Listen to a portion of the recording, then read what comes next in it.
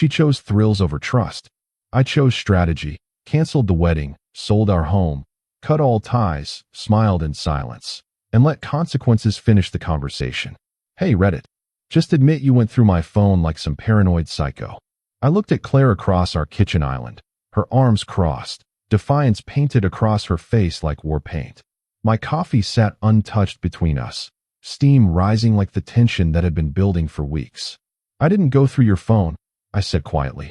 Tyler sent me screenshots. He thought I should know. Her face went pale, then red. Tyler's a fucking snake. Tyler's my best friend. And he was right. We were supposed to get married in 6 weeks. I was 36, she was 33. We'd been together for 4 years, engaged for 8 months, owned a townhouse together in Portland, and had 200 guests already RSVP'd to our wedding. Her dress was hanging in our closet. My suit was ready. The deposits were paid. All of it was about to mean nothing. You're overreacting, Claire said, her voice shifting to that manipulative softness she used when she knew she was cornered. It was just conversation. Jesus, I'm allowed to have friends. I pulled out my phone and opened Tyler's messages. Read them aloud. I miss the way you taste. That's from Devin. You're a friend from the gym. I scrolled. Last weekend was incredible. When can we do it again? Also Devin. Sent 3 days ago while I was at that conference in Seattle. Claire's jaw tightened. You don't understand the context. Then explain it. Please. I'm listening. She looked away, staring at the microwave clock like it held answers. Seconds ticked by. When she finally spoke, her voice was defensive, sharp. You're never around anymore. You're always working. I have needs. There it was. The justification. The blame shift. The script cheaters read from like it's written in their DNA. I work 45 hours a week as a project manager, I said. You work 35 as a marketing coordinator. I'm home by 6:30 most nights. We have dinner together. We watch shows. We go out on weekends. What needs aren't being met that require you to fuck someone else? Don't make me the villain here. Then what role would you prefer? Victim? Misunderstood artist? Enlightened free spirit? Her eyes flashed. You're being cruel. I'm being accurate. This was the woman I'd planned to spend my life with.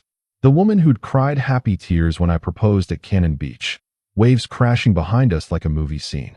The woman who'd spent months planning centerpieces and seating charts and arguing with her mother about the guest list.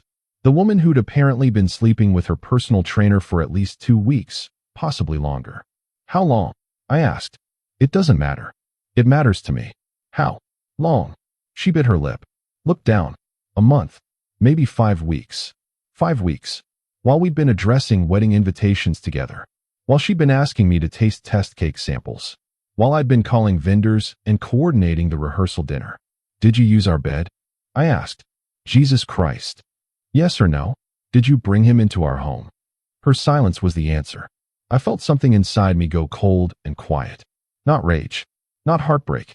Something more calculating. More final. Okay, I said. She looked up, confused. Okay, what? Okay. We're done. Pack your things. You have until Sunday night. Wait, what? You're kicking me out? This is my house too. Technically, I put down the down payment.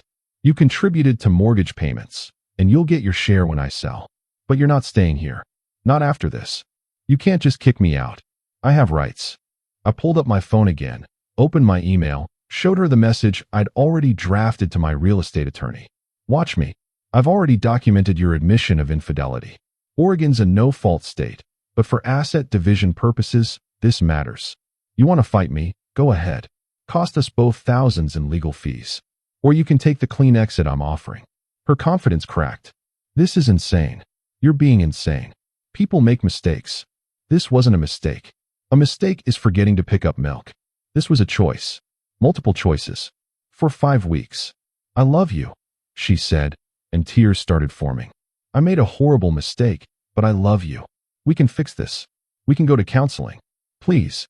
The tears might have worked on me a year ago, maybe even a month ago, but I'd spent the last 18 hours since Tyler sent me those screenshots going through every stage of grief at warp speed. Now I was somewhere beyond them, in a space that felt like clarity. No, I said simply. Please. I'm begging you. The wedding is canceled. I'll handle the vendors. You handle telling your parents. Her face went white. You can't cancel the wedding. Already sent the emails. Deposits are non-refundable, But that's fine. I'd rather lose $20,000 than marry someone who treats vows like suggestions before we've even made them. She stood there, mouth opening and closing like a fish. This is fucking insane. You're ruining everything over one mistake. 5 weeks of mistakes. Multiple encounters. In our home. In our bed. I stood up, grabbed my coffee, dumped it in the sink. Sunday night, Claire. Have your things out by then, or I'll have them moved to a storage unit and send you the bill. I walked out of the kitchen, grabbed my keys, and left. Didn't look back. The next 72 hours were surgical. I called the wedding venue first. Lost the deposit, $8,000, but got out of the contract. The catering company was more flexible, lost $2,000 there.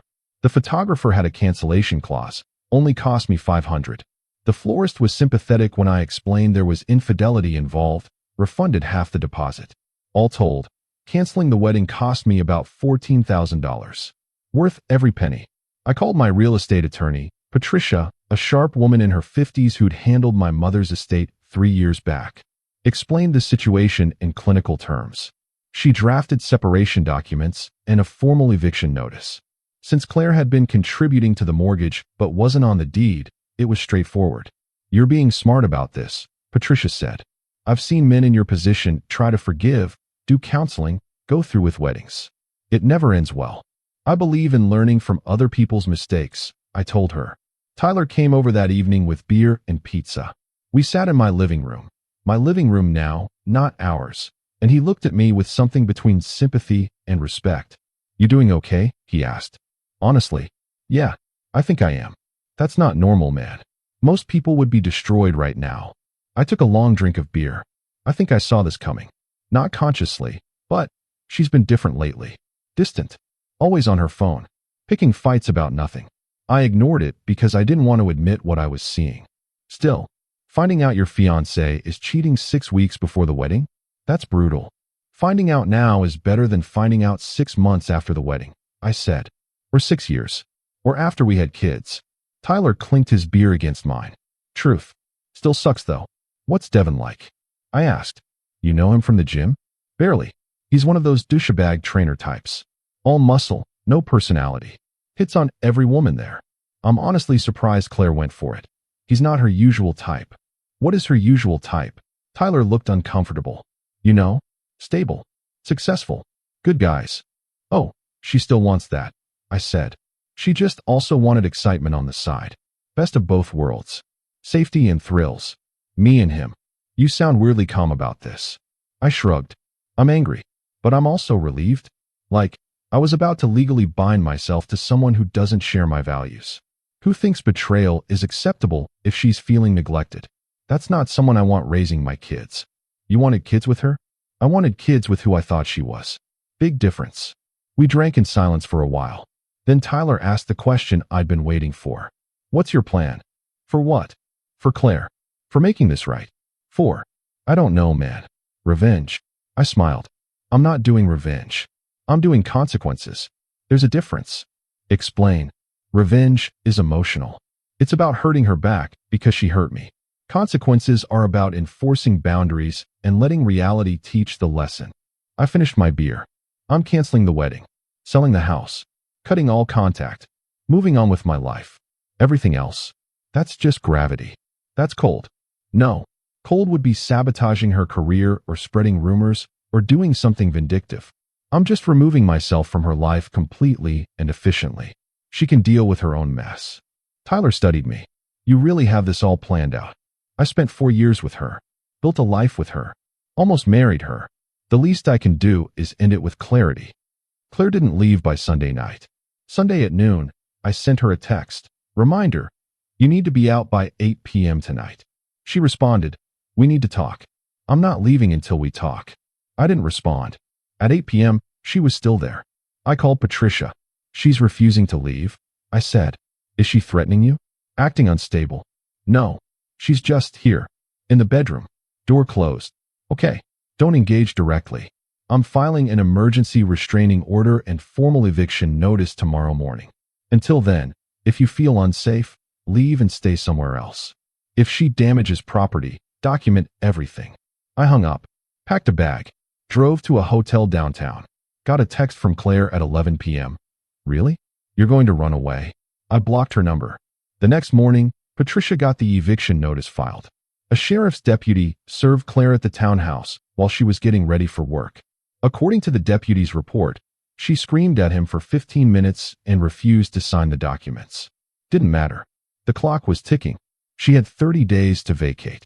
I stayed at the hotel for 2 weeks, working remotely, hitting the gym, meal prepping, sleeping better than I had in months. It was like a weight had lifted. The wedding stress, the relationship maintenance, the constant low-level anxiety about whether Claire was happy enough. All gone. Tyler checked on me every few days. My parents called, concerned. They'd gotten a hysterical call from Claire's mother about how I was destroying their daughter's life over a misunderstanding. Is it true? My mom asked. She cheated? Yes.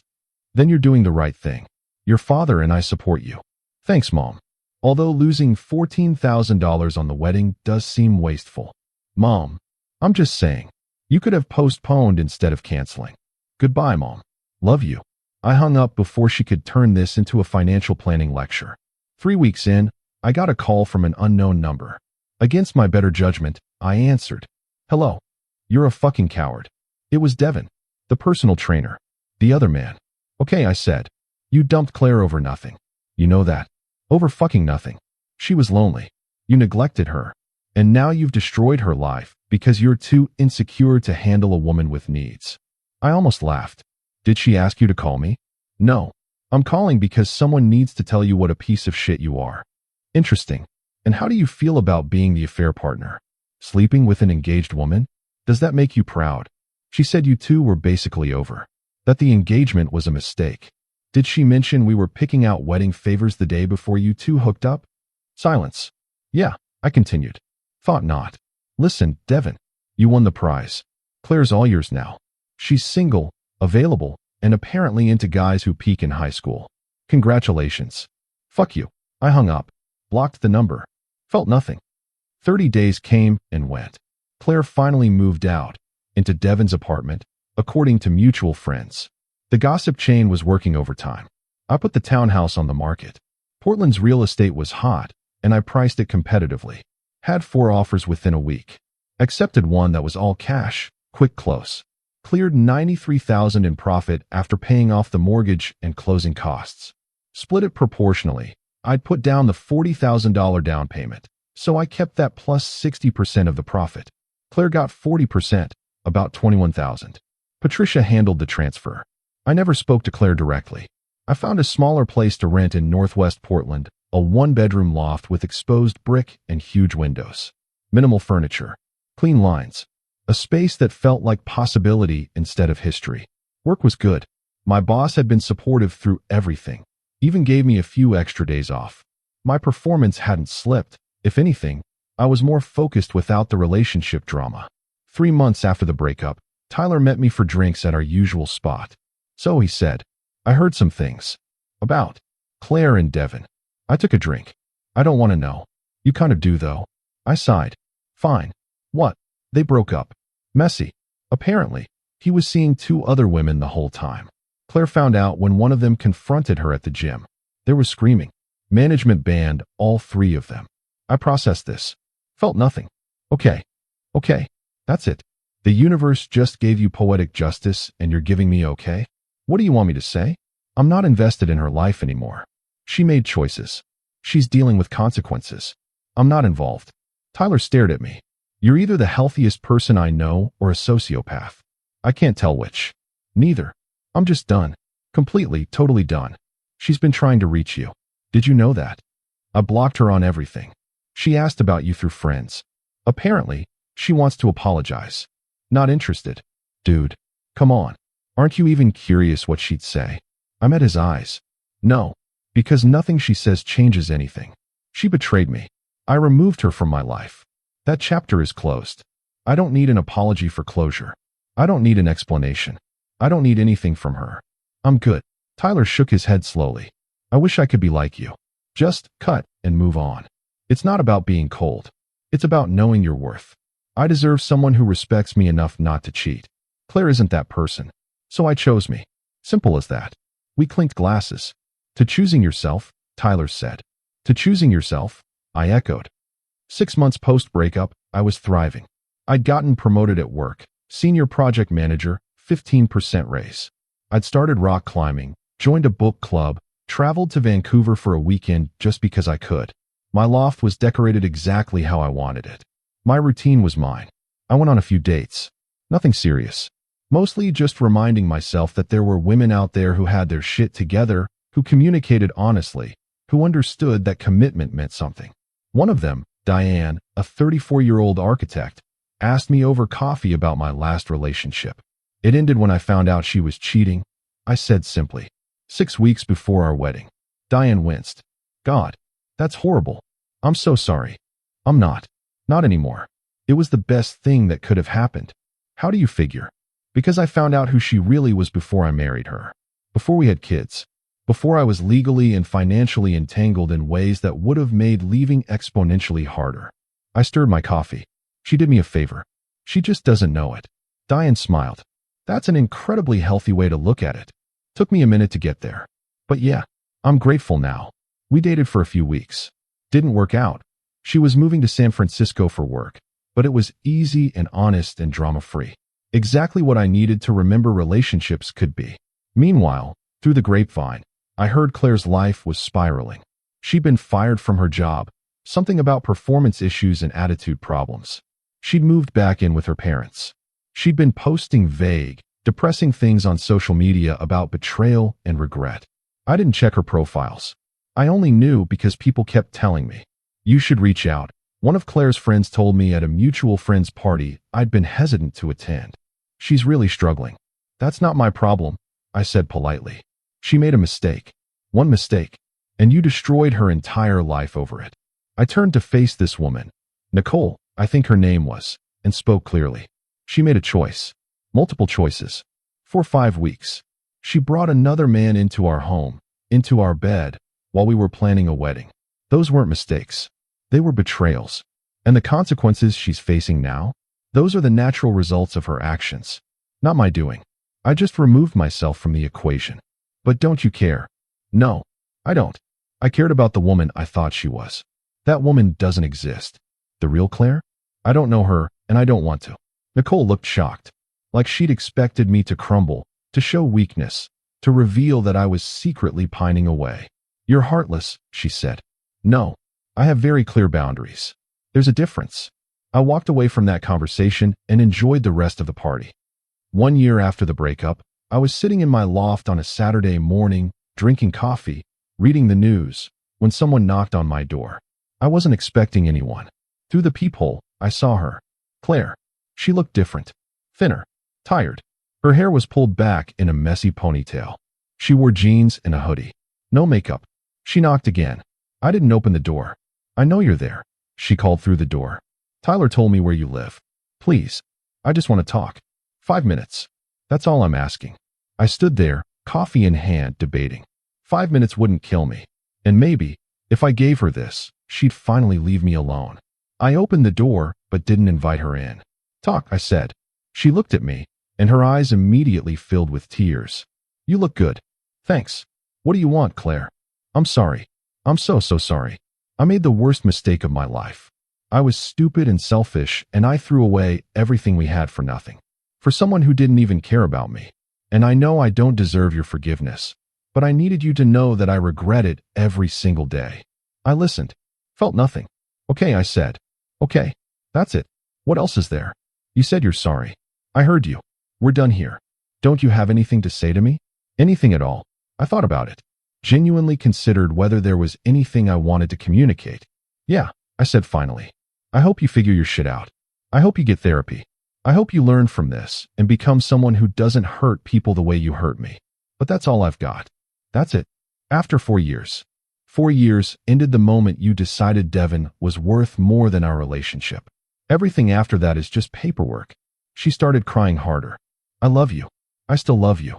I know I don't deserve another chance, but you're right. You don't. Please. Please. I've lost everything. My job. My friends. My home. You. I have nothing left. That's not my responsibility, Claire. You made choices. These are consequences. I'm not your safety net. You're so cold now. You used to be kind. I'm still kind. I'm just not stupid. There's a difference. She wiped her face. Mascara. She was wearing a little, smudging. I heard you're seeing someone. I date. It's none of your business. Is she better than me? Everyone is better than you at not cheating on me. That's a pretty low bar. She flinched like I'd slapped her. I should go, she said quietly. Yeah, you should. She turned, walked toward the stairs, then stopped. For what it's worth, you were right. About everything. I was selfish. I took you for granted. I thought I could have everything. And I lost the only thing that actually mattered. Good luck, Claire, I said. And I closed the door. Locked it. Went back to my coffee. Didn't feel victorious. Didn't feel sad. Didn't feel much of anything except relieved that it was finally, truly over. 2 years post-breakup, I'm in a new relationship. Her name is Rachel. She's 35, works as a civil engineer, has her own house, her own life, her own goals. We met through mutual friends at a hiking group. Started as friendship, evolved naturally into more. She knows about Claire. I told her early on because I believe in transparency. She appreciated the honesty. How do you feel about it now? Rachel asked me once, about 6 months into dating. Grateful, I said. Genuinely. Claire imploding our relationship was the best thing that ever happened to me. It taught me what I won't tolerate. It showed me I can be on my own and be happy. It made me choosier about who I let into my life. And here I thought I'd have to compete with the ghost of a lost love, Rachel teased. No ghosts. Just lessons learned. Rachel's different from Claire in every way that matters. She communicates. She's honest. She respects boundaries. She doesn't play games. When we have problems, we talk about them like adults. It's shockingly simple when you're with the right person. We're not engaged yet, but we've talked about it. Maybe next year. Maybe the year after. We're not rushing. We're building something real. I heard through Tyler, who's still somehow connected to Claire's social circle, that she's doing better, got a new job, started therapy, moved into her own place, dating someone new. Good for her. I genuinely mean that. I don't wish her harm. I just wish her away from me. Sometimes I think about what would have happened if I'd forgiven her. If I'd gone through with the wedding, done couples counseling, tried to rebuild trust, I'd probably be divorced by now, or miserably married, or having this same crisis 5 years later with kids involved. Instead, I'm here, happy, healthy, with someone who values what I value. Claire chose thrills over trust. She chose momentary excitement over long-term stability. She chose herself without considering me. And I chose strategy. I chose consequences over revenge. I chose to enforce boundaries and walk away with my dignity intact. I canceled the wedding, sold our home, cut all ties, smiled in silence, and let reality finish the conversation. Because at the end of the day, the best response to betrayal isn't retaliation. It's indifference. It's moving forward like they were never important enough to hold you back in the first place. And that's exactly what I did.